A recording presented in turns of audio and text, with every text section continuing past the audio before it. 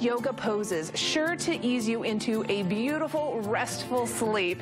Emily Perry, yoga instructor and co-director of yoga studies at Utah State University, says that yoga eases both the mind and the body, puts us into a relaxed state, which helps us get a better night's sleep. And she is here to show us some of the poses that we can do at home, and everyone can do. So let's first of all talk about the benefits of yoga at bedtime. Okay, so what the idea is that we just give ourselves a moment to kind of settle, and we're settling our bodies, we're settling our minds, and really just giving ourselves some permission to let go before we ease into sleep.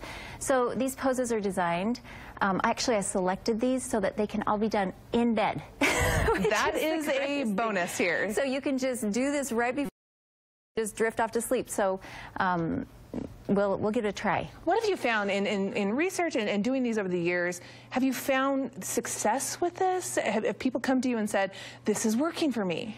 Actually, I have, yeah.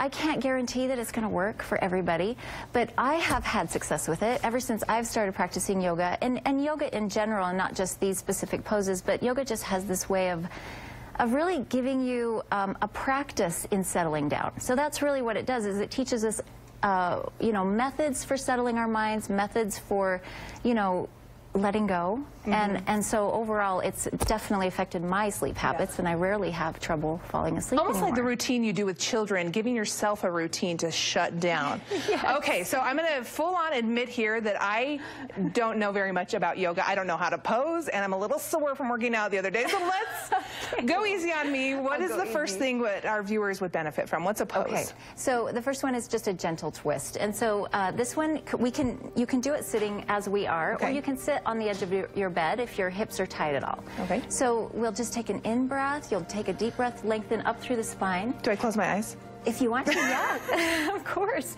Take your left hand to the outside edge of your right leg, sit up nice and tall, and then as you exhale, begin to twist and look over your right shoulder.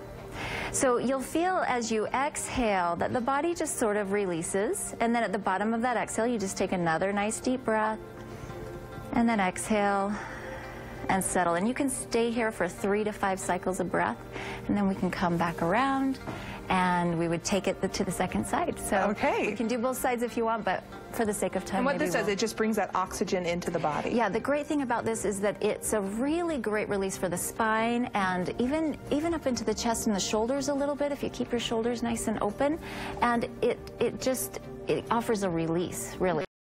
So not just physically, but also kind of, you feel how the breath gets longer and deeper with each cycle.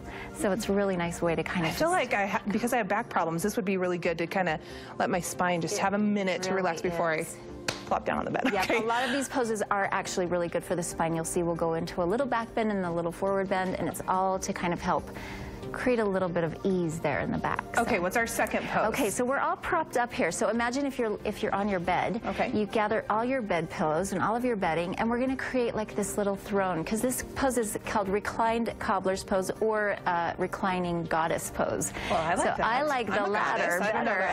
Absolutely. So you bring in all your bed pillows. We're using a bolster here, and then you sit down right in front of your bed pillows, and then you can keep your legs cross-legged as we are, or you can take the bottoms of your feet together. So either one of these it's like the peanut butter jelly pose you do with your kids. Exactly. And then you just lay back. So lay back onto your bolster, and then I would actually recommend having a little pillow under the head. You can rest your hands at your sides. If this is too intense for the hips or the inner thighs, you get some more bedding and prop yourself up. And this is just a really gentle back bend. This is nice. We could stay here forever. Really, I honestly, this is like, I feel my spine just kind of releasing. I know, these poses are really designed to physically release the body. So if you have any medical problems, would this hinder anything? Not this one. There's one that I will bring a little caution to, but this one really, this is a great pose for everybody, especially women and anybody that has any kind of digestive issues. This is a wonderful pose. I like this one. So we could stay forever. But the next one, but we can't because we have a show. So what is our next one? Now we're going to take this prop and bring it in front. Okay. So again, you can use a couple of bed pillows, anything at all. Okay. And then come up onto your hands and knees for just a moment. Okay. And then pull the prop, separate your knees a little wider than hip distance.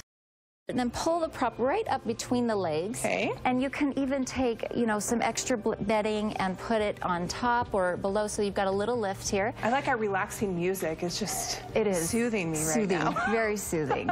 That helps too if you want to add that at home as well.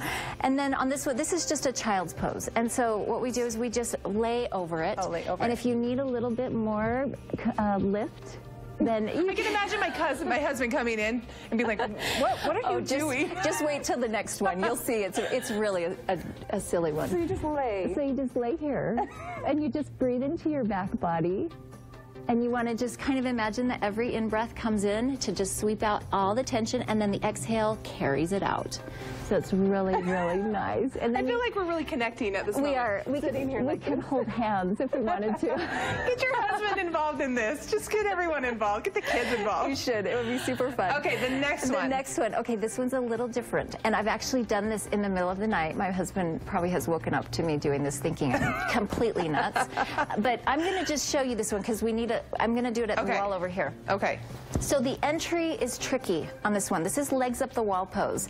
And this is like the king of poses for restful sleep and to settle in the mind. Is it as simple as it sounds? It is, but the entry is a little tricky. So you want to come in sideways, put your seat against your headboard or against a wall. Okay. And then you lay down and swing the legs up. Okay, so if at this point, if you're feeling tension in your legs, you'd push away from the wall a little bit or bend your knees just a little. And then rest your arms at your sides. Now this is the one that I would recommend if you have high blood pressure, maybe put a little pillow under your head. This is considered an inversion, but where the head and the heart are even with each other, it's likely not to be a problem, but you can always check with your doctor. Emily, you look great there. You just stay there. You look fantastic.